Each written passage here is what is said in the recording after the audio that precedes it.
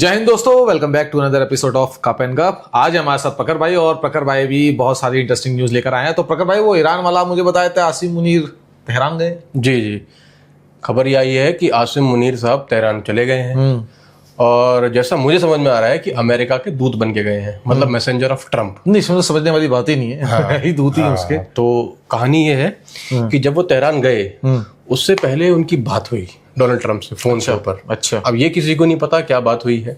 उसी के हेर फेर में खबर और आई कि पाकिस्तान जो है $10 बिलियन की फैसिलिटी मांग रहा है यूएस से। अच्छा।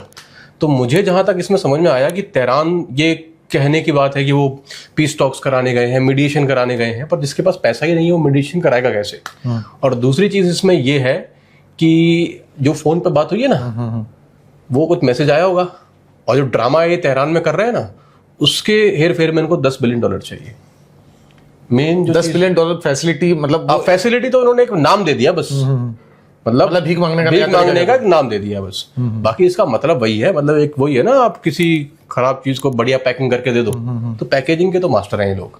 अच्छा, वो माइन वाली खबर भी दोस्तों आप लोगों ने सुनी होगी। वो माइन वाली भी आपने मुझे बताई थी कि डोनाल्ड ट्रम्प तो ये कह रहे कि भाई जितनी भी स्ट्रेट ऑफ हॉर्मुज के पास जो माइंस थी, जो पीछे हुई थी, वो सब हटा दी गई है। लेकिन अभी जो है अपडेट रिसेंटली आपने मुझे बताया था कि ओमान और ईरान जो है आपस में बात कर रहे हैं कि भाई जो एक ट्रेड रूट है ना, टेम्पररी एक ट्रेड रूट निकाल देते हैं और जो माइंस पिछा रखी हैं वो हटा देंगे। तो फिर डोनाल्ड ट्रम्प तो क्लेम कर रहे हैं कि भाई हट चुका है सब कुछ। नहीं, हट तो चुका है। मेन कहानी क्या है ना, एक दिन ट्रम्प आगे हो जाता है, एक दिन ईरान आगे हो जाता है। ये खबरें ये आती हैं। ये कहानी अभी लगभग एक हफ्ते पुरानी है।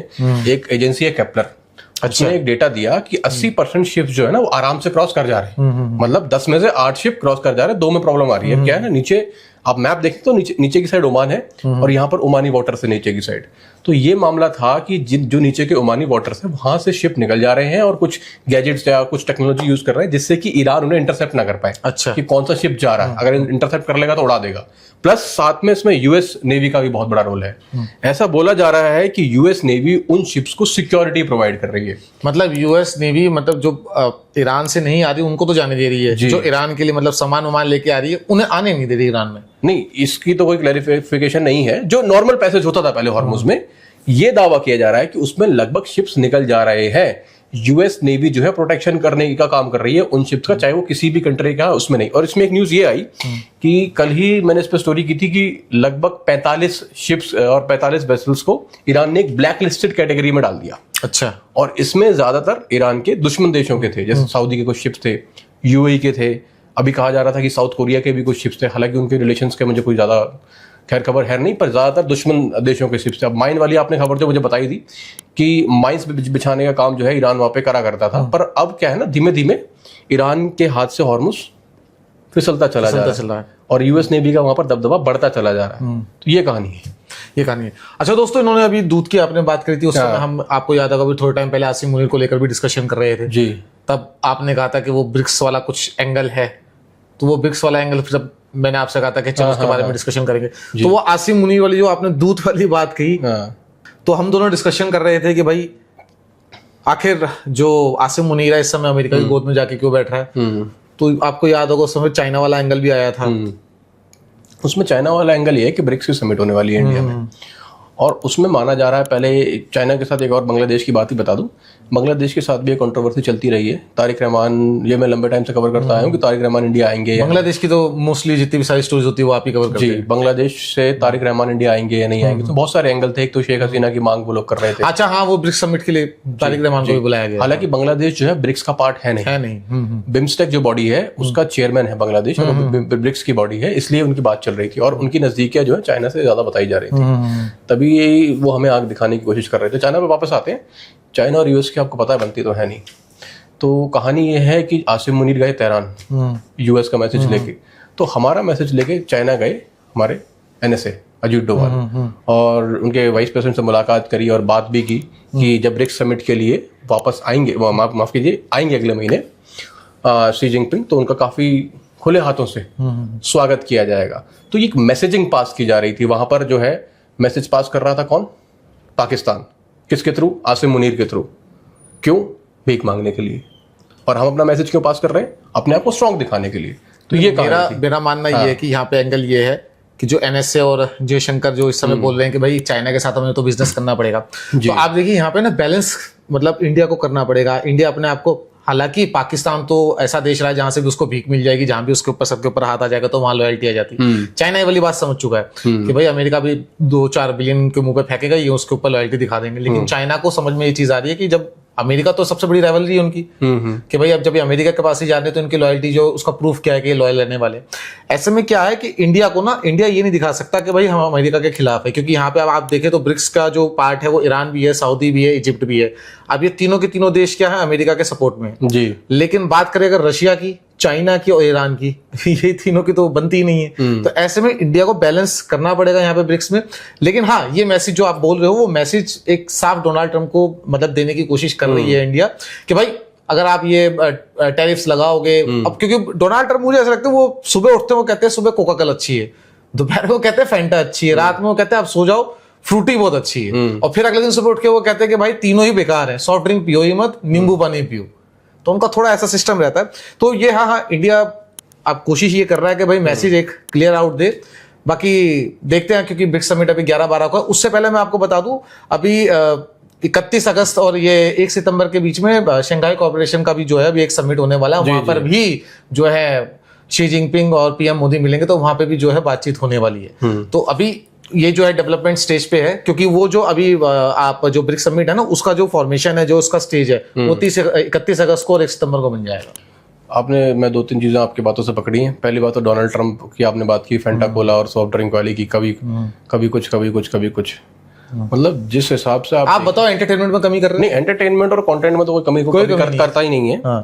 कभी कुछ वो कुछ ना कुछ आके कहता ही रहता है। अभी उसने एक बात कही थी, वो आपको बताता हूँ, एक इकोनॉमिक सैंक्शन वाली बात उसने कही। हाँ, बिल्कुल इस टॉपिक पे भी हमने आना था। हाँ, इकोनॉमिक सैंक्शन वाली जो उसने बात कही, वो उसने बोला कि अब हम लोग जो है ना, अच्छा ये बात आई कहां से, पहले मैं आपको बताता हूँ। ये घटनाक्रम चल रहा था साउथ कोरिया वाला। साउथ कोरिया और अमेरिका का बहुत पुराना डिफेंस का नाता है, 1952-53 से। जब नॉर्थ कोरिया और साउथ कोरिया का वॉर चला तो इन्होंने, अमेरिका वालों ने बोला कि हम तुम्हें मिलिट्री सपोर्ट देंगे नॉर्थ कोरिया से बचाने के लिए। अच्छा कितने साल हो गए, आप देखिए हमारी आजादी लगभग 76-77 ईयर्स के आसपास की बात है। इन्होंने तो उसको भी लपेट दिया, नॉर्थ कोरिया अच्छा हो गया। अब क्या है, अब इसका फेवरेट हो गया किम जोंग उन। ये जब पहले राष्ट्रपति था उस टाइम की कोई पुरानी फोटो लेके आया, और जो इसका ट्विटर है, ट्रुथ सोशल, उस पे इसने पोस्ट कर दी। उसमें जैसे कोई आशिक देखता है ना अपनी महबूबा को, उस तरीके से ये देख रहा है। किसको देख रहा है? किम जोंग उन को। अच्छा जी, किम जोंग उन इतना सगा क्यों हो गया है? क्योंकि इसको चाइना पसंद नहीं है, इसको चाइना से डर लगता है।